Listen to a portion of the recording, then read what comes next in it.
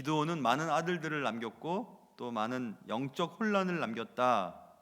기드온이 사는 날 동안에는 별 문제가 없었지만 기드온이 죽은 후에 그가 남긴 것들이 문제를 일으키기 시작했다. 그런 내용들을 지난 시간에 살짝 살펴보았습니다. 기드온이 남기고 간 것들 가운데 많은 아들들이 있었잖아요. 그런데 첩의 아들로 태어난 아비멜렉이 문제를 일으키기 시작합니다. 오늘 말씀은 그 흔적들을 한번 살펴보려고 합니다. 그리고 나의 삶의 흔적들은 내가 살아있을 동안에만이 아니고 내가 죽은 이후에 내 후손들에게 미치는 영향이 매우 크다는 사실을 다시 한번 깨닫게 될 것입니다. 기드온이 남긴 많은 아들들의 문제에 관해 살펴보고 또 피차 우리의 삶 속에 적용시켜 갈 수 있는 귀한 시간 될 수 있기를 주님의 이름으로 축원합니다. 자, 오늘 본문은 이렇게 시작되죠. 여룻바알의 아들 아비멜렉이, 지난 시간에 우리는 아비멜렉은 첩의 아들이었다 하고 살짝 힌트를 주었다고 말씀드렸습니다. 아비멜렉이 세겜에 갔습니다.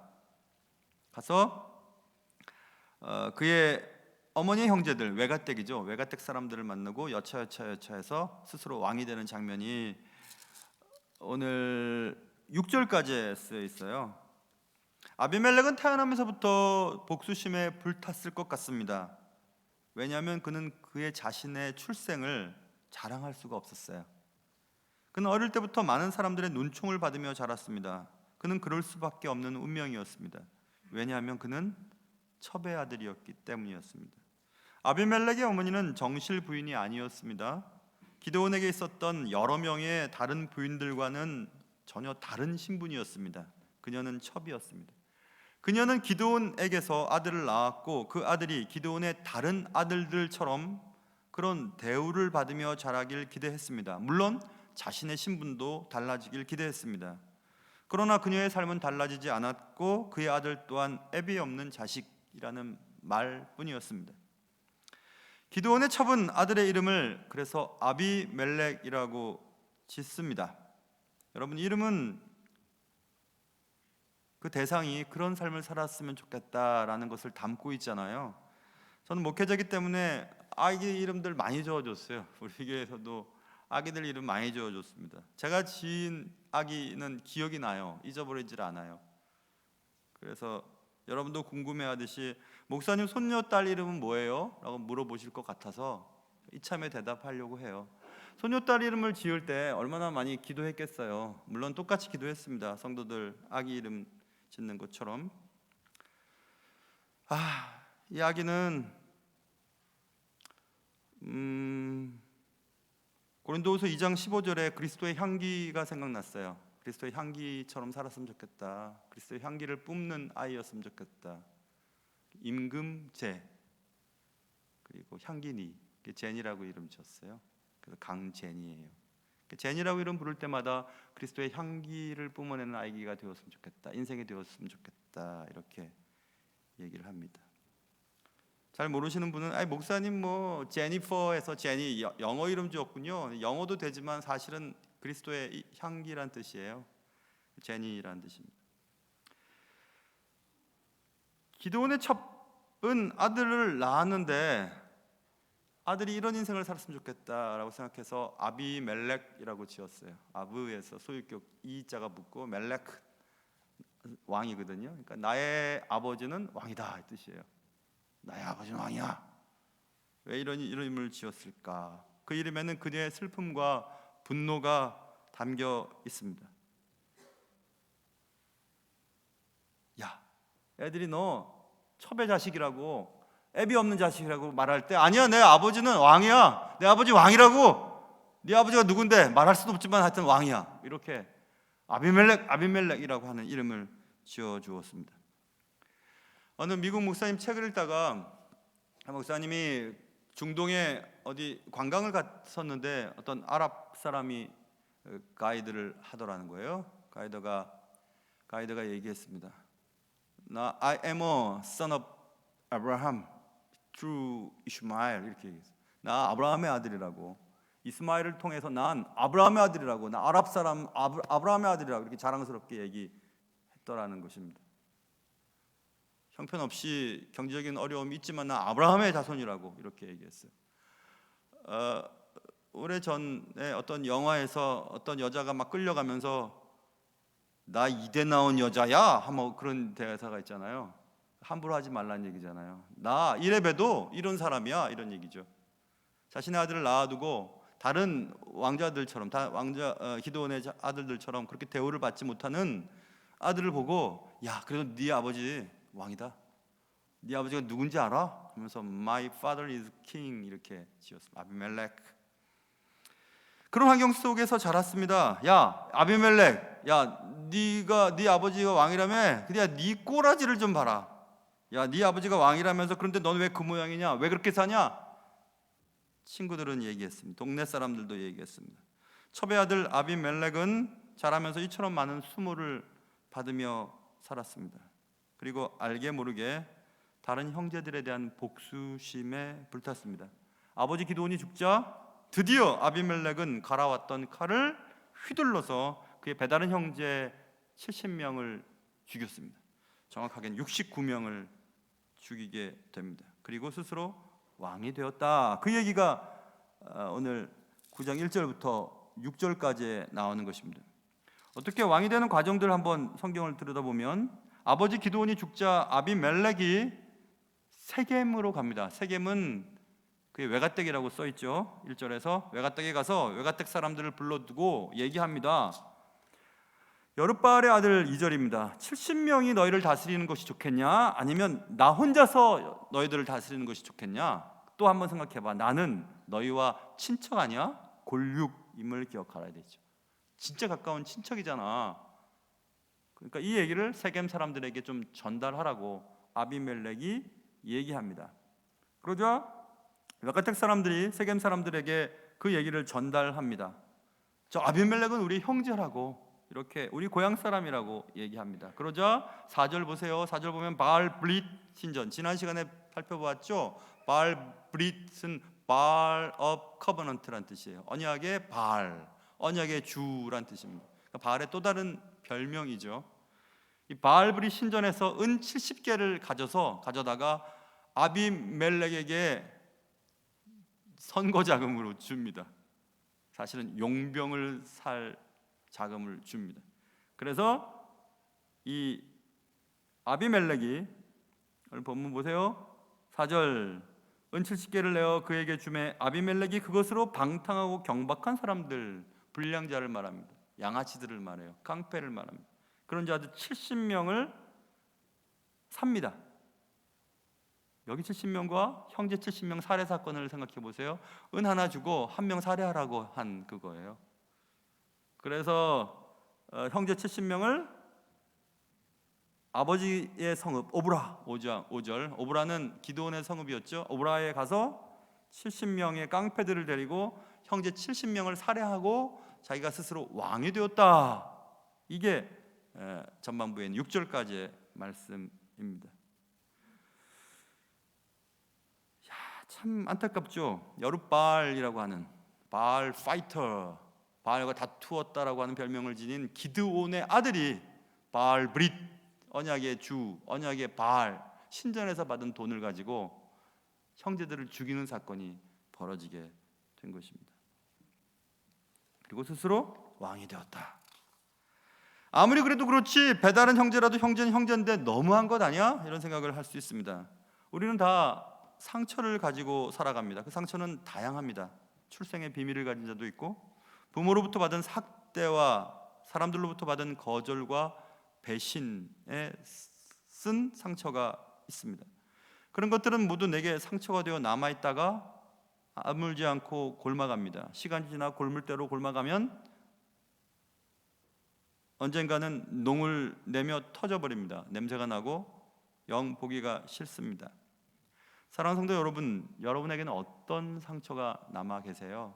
말 못하는 비밀, 억울함, 수모당한 것들, 배신당한 것들, 거절당한 것들 기억이 남아 계십니까? 그래서 그와 비슷한 일들이 벌어지면 화가 나고 복수심에 불타고 자존감은 없고 자존심만 강하여 그와 비슷한 일들을 당하면 막 소리를 지르고 흥분하고 폭력적인 언사를 보이고 있지는 않으십니까? 기도원은 살아있을 때 자기가 원하는 대로 살았습니다. 끝을 깔끔하게 마무리하지 못했습니다. 끝까지 귀금속이 뭐라고 재산을 모으고 자기 성읍을 쌓고 금 에봇을 만들고 세속화된 신앙을 유산으로 남겨놓았습니다. 그는 육체의 소욕을 따라 많은 여자들을 아내로 거느리고 많은 자녀들을 낳았습니다. 아들만 70명이었습니다. 심지어 첩과 그 첩의 자녀도 낳았습니다. 아비멜렉입니다. 그가 뿌린 씨앗은 시간이 지나서 열매가 되어 나타납니다. 아주 쓰디쓴 열매였습니다. 우리는 이미 창세기에서 아브라함이 첩 하가를 통해서 이스마엘을 낳은 것을 보았습니다. 이스마엘의 자손이 지금 아랍인들이죠. 그 이스마엘의 자손 아랍인들과 이삭의 자손 유대인의 싸움이 얼마나 대단합니까? 지금도 해결되지 않는 분쟁이 되어 가고 있습니다. 이처럼 우리의 삶은 우리 후손들에게 영향을 줍니다. 기드온은 잘못된 씨앗을 뿌렸고 그 열매는 쓰디썼습니다. 가문 전체가 풍비박산이 났습니다. 우리가 지금 살아가고 있는 이 삶의 흔적은 없어지지 않습니다. 빨리 해결하지 않으면 자손들에게 또 주위 사람들에게 영향을 주게 됩니다. 여러분과 저는 지금 무엇을 심고 있을까요? 좋은 나무는 좋은 열매를 냅니다. 열매를 보고 그 나무를 알 수 있기 때문에 그렇습니다. 모쪼록 살아서도 좋은 열매를 맺고 죽어서도 좋은 열매를 맺게 하는 그런 인생 될 수 있기를 주님의 이름으로 축원합니다. 자, 그래서 이제 스스로 왕이 됐습니다. 그때 70명의 형제들을 죽이는 그 사건 속에서 5절 보면 막내, 여룻바알의 막내, 기드온의 막내 아들 요담이라고 하는 사람이 도망쳐서 살아남습니다. 그래서 요담이 그 사실을 알리기 위해 7절 그리심산, 세겜 지역에 그리심산과 에발산이 있어요. 똑같이 생긴 쌍둥이 산인데 그 그리심산에서 세겜 사람들에게 들으라고 한 가지 우화를 얘기를 하는 장면이 7절부터 나옵니다. 그 한 가지 우화는 여러 나무에 관한 이야기입니다. 2016년 주일 오후 예배 시간에 나무 이야기라는 제목으로 이 본문을 가지고 설교했던 적이 한번 있었습니다. 이 본문은 크리스천 리더십에 관한 매우 중요한 관찰을 주는 인사이트를 주는 본문이에요. 크리스천 리더십을 공부하는 사람들이라면 이 본문을 가지고 하나님이 우리 인간들에게 요구하시는 지도자의 자질은 무엇인가를 발견해내곤 합니다.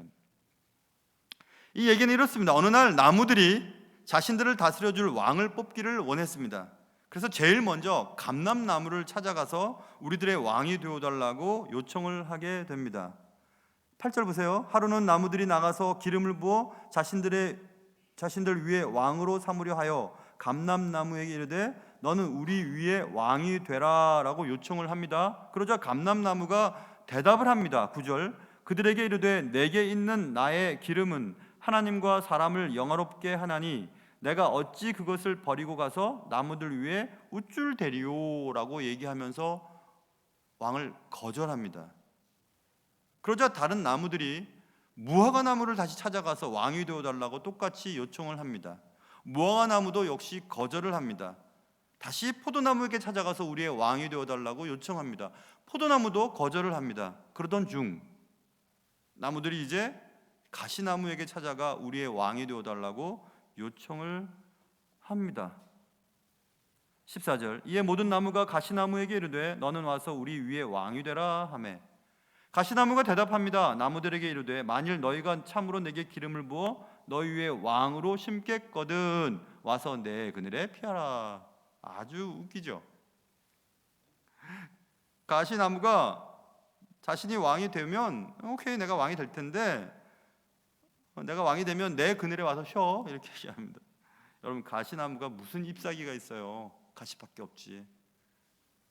자신이 가지고 있지 않은 능력, 가지고 있지 않은 자격을 오해하면서 자신은 능히 다른 나무들에게 그늘이 되어줄 만한 능력을 가지고 있다고 스스로 잘못 믿고 있었습니다. 감람나무가 뭐라고 얘기했죠? 9절에 보면 감람나무가 거절을 할 때 아니 나는 기름을 내거든. 감람나무는 올리브 나무를 말하거든. 올리브 유를 냅니다. 굉장히 유용한 나무죠. 내 기름이 하나님과 사람을 영화롭게 해. 나 제사에도 쓰이고 사람에게도 쓰이고 얼마나 좋은지 몰라. 근데 그걸 내가 버리고 가서 나무들 위에 우쭐대겠어? 나 그거 싫어. 이렇게 얘기했죠. 무화과나무도 11절에서 나는 열매를 내. 무화과나무 열매를 말합니다. 열매를 내서 그것들로 사람들 즐겁게 하고, 그런데 내가 뭐하러 그걸 버리고 나무들 위에 우쭐대겠냐? 나 그거 싫어. 이렇게 거절을 했습니다. 포도나무도 말했습니다. 13절에서 나는 하나님과 사람을 기쁘게 하는 포도주를 내는 나무인데 그것들 내가 버리고 나무들 위에 우쭐대겠어? 나 싫어. 이렇게 얘기했어요. 공통점 뭐예요? 우쭐대기 싫다는 겁니다. 그렇죠? 우쭐대기 싫다는 거예요. 우쭐대다라는 단어, 히브리 단어 누아라고 하는 것은 이렇게 흔드는 거, 이게 떠는 거, 이런 단어인데 떨게 하다는 뜻도 있어요. 타동사로 무엇을 떨게, 흔들어대는 거예요. 막 흔들어대는 겁니다. 그러니까 내가 힘을 가지고 가만히 있는 자를 흔들어대는 거, 권력 가진 자, 남을 지배하려고 하는 마음, 그게 우쭐대다는 뜻이에요. 그러기 싫다는 겁니다. 권력의 힘은 그런 거예요. 내가 가진 권력은 다른 사람을 흔들어댈 수 있어요. 권력은 어디서 나오죠? 인사권과 재정권을 가진 자가 권력을 가진 자예요. 어떤 공동체이든지. 그래서 그것을 소유하고 싶어 해요. 내가 흔들고 싶으니까. 내가 이 교회를 혹은 이 단체를, 이 공동체를, 이 나라를 흔들고 싶은 거예요. 흔들고 싶은 일을 나 하지 않겠다라고 감람나무와 무화과나무와 포도나무는 거절합니다. 그러나 가시나무는, 자격도 없고 능력도 없는 가시나무는, 그래 내가 해줄게, 내가 할게, 내 그늘에서 쉬어라고 얘기했습니다. 너무 우습고 너무 웃기죠. 그늘은커녕 가시나무가 가지고 있는 가시는 상대방을 찌를 뿐입니다. 그런데 그것을 가지고 나에게 와서 내가 너희들의 그늘이 되어줄게, 이렇게 얘기했습니다. 가시나무는 정말 우쭐대고 싶었습니다. 그 가시나무가 바로 아비멜렉이다, 이 얘기를 지금 요담이 하고 있는 것입니다. 걔 능력도 없고 자격도 없어, 첩의 아들이야.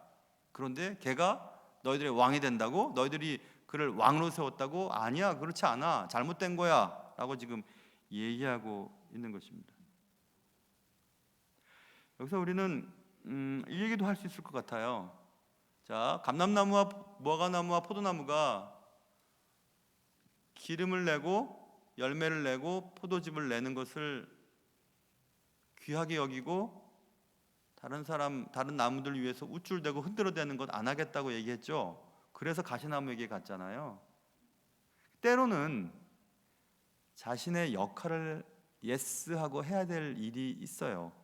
그렇지 않으면 최악을 선택하게 됩니다. 정치도 그렇고, 국회의원 선거하는 것도 그렇고, 교회도 마찬가지고, 싫어, 그런 거 안 해, 나 더러워서 안 해, 싫어. 그러면 가장 더러운 꼴을 보게 돼요.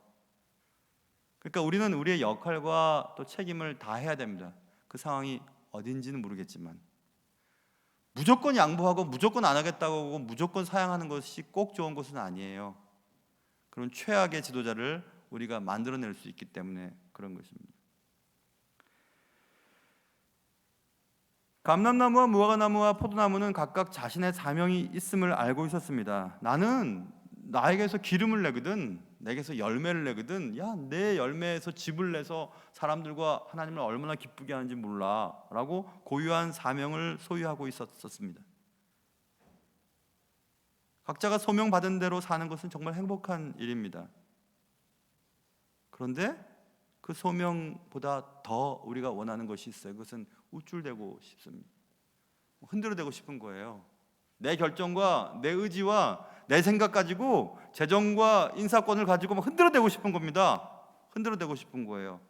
그런 권력을 소유하고 싶어하는 마음들이 있습니다. 그래서 한번 권력의 맛을 가진 자는 거기서 내려오는 것을 못 견뎌합니다. 못 견뎌해요. 그만큼 권력은 우리에게 마약과 같은 힘을 주는 것 같은 것은 틀림이 없습니다. 그런데 마치 여기 지금 감람나무나 무화과나무나 포도나무처럼 자신의 소명을 정말 알면서도 그를 할 수밖에 없는 역할 때문에 하는 자는 잘못될 확률이 없으나, 가시나무처럼 아무것도 가지지 못하고 아무것도 소유하지 못하고 능력도 없는 자가 권력을 가질 때는 문제를 일으키게 되는 것입니다. 아비멜렉, My father is king. 내 아버지는 왕이야. 그러니까 내가 왕이 되는 건 당연해. 이렇게 생각하는 겁니다. 자격도 없고 능력도 없으면서 말입니다. 그가 얼마나 우쭐대고 싶었는지 성경은 살짝 보여주고 있는데, 그것은 그가 왕의 직위식을 어디서 했는지를 보면 알 수 있어요. 6절에 보면 세겜 사람들의 마음을 얻고 아비멜렉이 6절 보세요. 상수리 나무 기둥 곁에서 왕이 됩니다. 그렇죠? 하필 거기서 왕이 돼요. 상수리 나무 기둥 곁. 상수리 나무의 앞에 있는 기둥, 돌기둥이에요. 돌기둥 곁에서 왕 즉위식을 하는데, 이게 왜 이 성경에 써 있을까? 그것은 우리가 바로 앞에 있는 여호수아 마지막 장에 보면 여호수아가 백성들을 모아두고 하나님과 언약을 맺고 상수리 나무, 세겜에 있는 상수리 나무에 기둥을 세우고 거기에 율법책을 기록하고 백성들과 언약을 맺는 그 장소가 이 장소예요. 아주 역사적인 장소입니다. 그 장소에서 자신이 왕이 됨으로 백성들로부터 정당성을 인정받고 싶어하는 모습을 볼 수 있어요. 우리가 정치 지도자가 되거나 야당 무슨 여당 지도자가 되고 뭐 원내 총무나 대표가 되면 어디로 가죠? 어디로 가면 국립묘지 가요. 국립묘지 가갖고 뭐 사인 한번 하고 뭐 인사하고 막 그래요. 그런 것과 똑같습니다.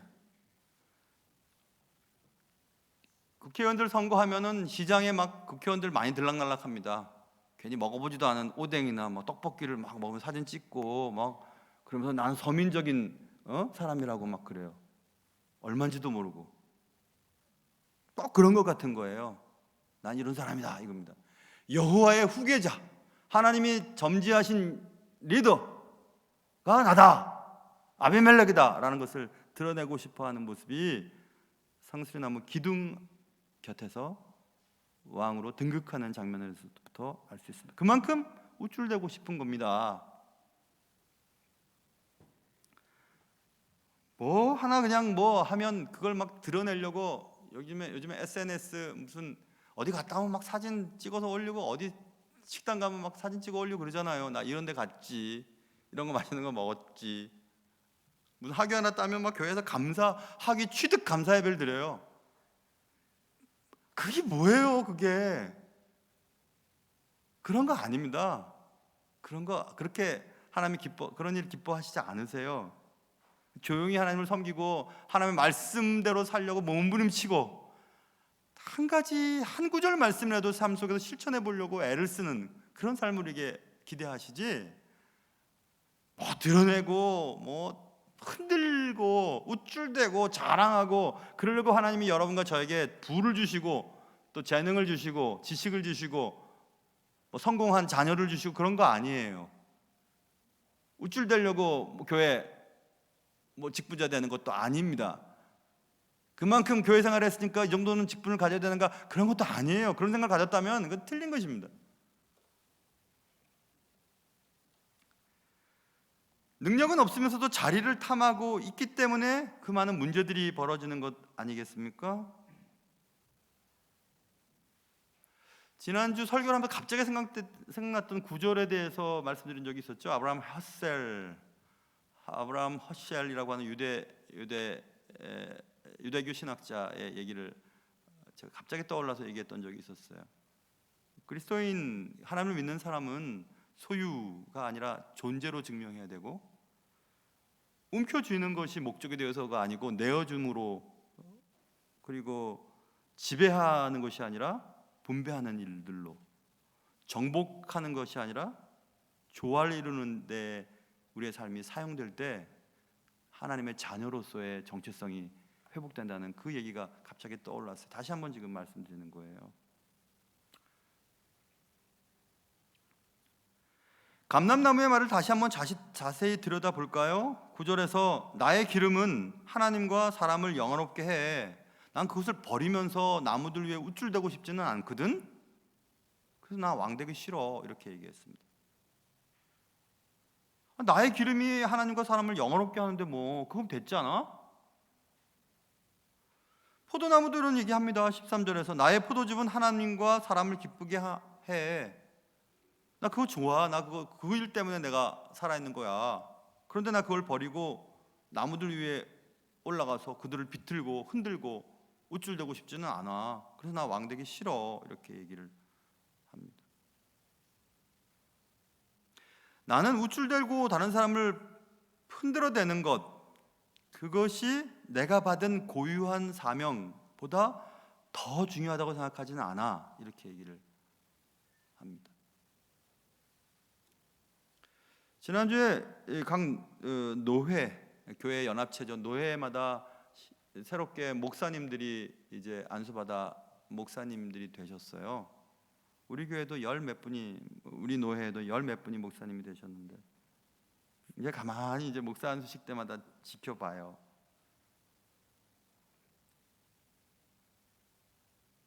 지켜보면서 그런 생각을 합니다. 애초에 목사가 될 때 그 마음을 유지한다면 어디든 무슨 일을 하던 또 어떤 처우를 받던 감사하며 잘 할 수 있을 텐데, 그런데 목사가 되면서 또 시간이 지나면서 교회의 크기나 목회의 확장력, 자신의 대우 뭐 이런 것에 관심을 기울이게 되고, 또 비교하게 되고, 그 종교에도 권력이라는 게 들어와서 큰 교회 작은 교회가 구분이 되고 뭐 이런 것들이 되어가는 것을 없다고 말할 수 없구나, 이런 생각을 하면서 씁쓸한 마음을 가졌습니다. 왜냐하면 목사 안수를 받을 때 뭐 통곡을 하고 막 우는 분이 안 계시더라고요. 그래서 아하, 이것도 점점 달라지나, 이런 생각을 해보았습니다.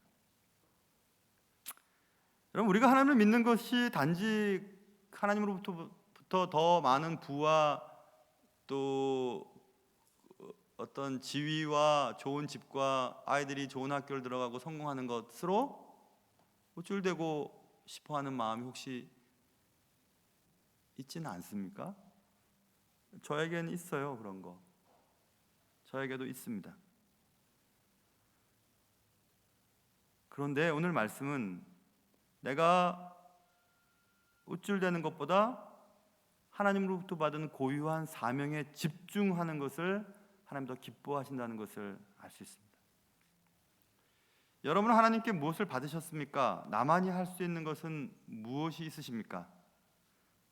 감람나무, 무화과나무, 포도나무처럼 자신에게 주어진 역할을 감사할 때 그 일에 집중을 할 수 있을 것 같습니다. 그 역할을 통해 하나님께 영광을 돌려드리고 사람들에게는 기쁨을 제공하는, 유익을 끼치는 인생을 산다면 그럼 되는 것 아닐까, 이런 생각을 해보았습니다. 내 자리에서 묵묵히 최선을 다하는 삶, 그것이 우리에게 필요한 것이 아닐까 생각해 보았습니다. 이스라엘 백성들은 피지배민족으로 많은 어려움을 당했습니다. 이스라엘 사람들에게는 메시아 대망 사상이 있었습니다. 메사이아, 메시아가 오는 날 우리를 억압하고 정복한 이 민족들을 물리치고 하나님의 나라가 이 땅 위에 새롭게 회복될 것을 기대하며 메시아를 대망했습니다. 메시아는 어떤 모습으로 올까? 능력을 가지고 저 세속 권력들을 다 쓸어버릴 만한 대단한 권세를 가진 왕으로 올까? 화려하고 대단한 왕의 등극과 함께 세상을 변화시킬 것을 기대했습니다.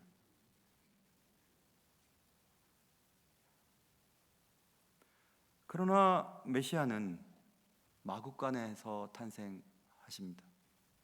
그리고 십자가에서 처참하게 죽고 맙니다. 그것이 예수님이 오신 목적이셨습니다. 예수님의 사명이었습니다. 예수님의 십자가는 온 인류의 구원의 길을 열어놓으셨습니다. 묵묵히 그는 그의 길을 가셨습니다. 그게 우리가 바라지도 못했던 메시아의 모습이었습니다. 전 때때로 그런 마음을 갖습니다. 때때로 남들보다 혹은 무엇보다 높아지고 우쭐대고 싶을 때 예수님이 걸어가셨던 말없이 순종하셨던 길들을 생각해 보곤 합니다. 사랑하는 성도 여러분, 우리는 50년 내에 아마 여기 계신 분들 대부분은 아마 돌아가실 것 같은데요, 저도 포함해서 하나님 앞에서 결산하게 될 것입니다. 어찌 살았니?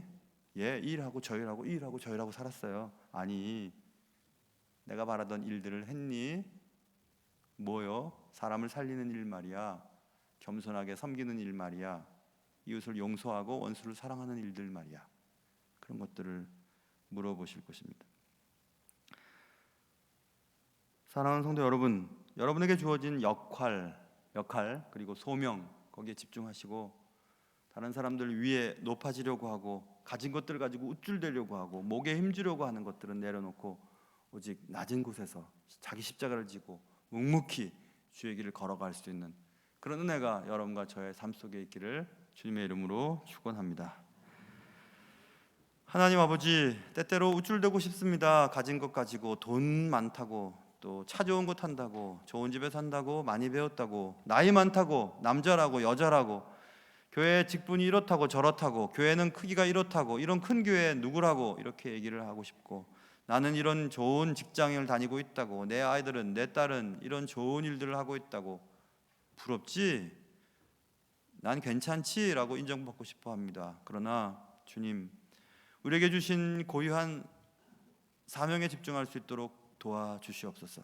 기름이면 기름, 열매면 열매, 과즙이면 과즙, 그것을 생산하고 그것으로 하나님께 영광을 돌리며 사람을 기쁘게 하고 이 사회에 유익을 끼치는 그런 인생을 살아갈 수 있도록 도와주시고, 다른 사람의 인사권과 경영권 또 재정권을 소유해서 그들을 흔들어대는 소위 갑질의 모습들은 우리 예수 믿는 사람들 속에는 없게 해주시고, 우리 삶의 현장 속에서 예수님처럼 말없이 십자가를 지고 주님을 쫓아가는 인생들 되게 도와주시옵소서.